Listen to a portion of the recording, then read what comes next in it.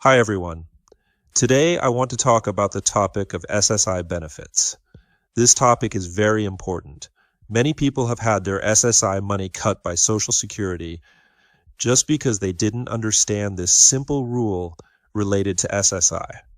In this video, I want to share about this topic so that those of you who are receiving SSI can know about it and avoid anything that could affect your monthly SSI payments. Okay, the SSI you receive every month is based on your income and your assets.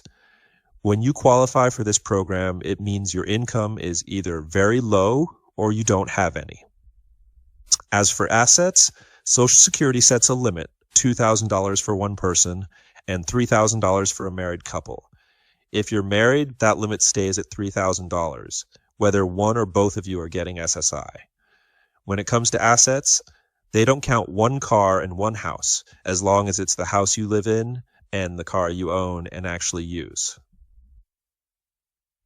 Okay, when it comes to Social Security's asset limit, many people don't realize when during the month, Social Security actually checks those assets to see if they still qualify for SSI. You see, SSI payments always come on the first day of each month, meaning Social Security pays you on the first day. But if that first day happens to fall on a weekend or a holiday, then you'll receive your SSI payment on the business day before that. That's why every month, the exact day Social Security checks your assets is always the first moment of the month, right at midnight, 12 a.m., when it turns to the first. That means as soon as the clock strikes midnight on the first day of the month, Social Security freezes the value of everything you own at that exact time. In other words, they total up your assets right at that moment to decide whether you still qualify to receive SSI for that month. So this is something many people don't realize and need to pay close attention to. If your assets go over the limit right at the start of the month, meaning at midnight when it turns to the first, Social Security will count that as being over the limit. The limit is $2,000 if you're single or $3,000 if you're married.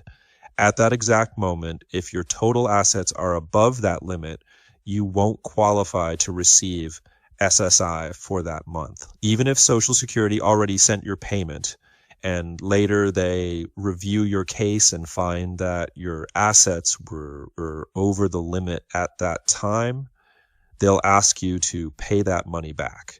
And even if you spend some of that money later in the month to bring your assets back down below the limit, it won't count until the next month.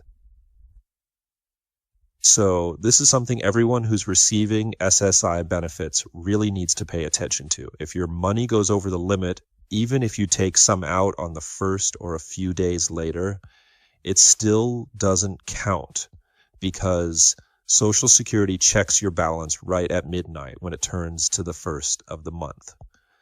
For example, let's say your asset limit is $2,000 and you currently have $1,900 in your bank account. Then Social Security sends your monthly SSI payment. Let's say it's $900. That means your balance now goes up to $2,800. But don't worry, that's fine. It's normal for your balance to go over the limit during the month. What matters is the exact moment the month begins. As long as at midnight on the first, your total amount is under $2,000, you're okay. But if at that exact time it's over the limit, that's when Social Security can stop your SSI for that month. So make sure to keep an eye on it. All right, that's what I wanted to share about this topic. For those of you who are receiving SSI, don't forget this one simple rule from Social Security that could affect your monthly SSI benefits, okay? All right, I'll see you again in the next videos. If you found this video helpful, please like, share, and subscribe if you haven't already. See you next time. And thank you all so much.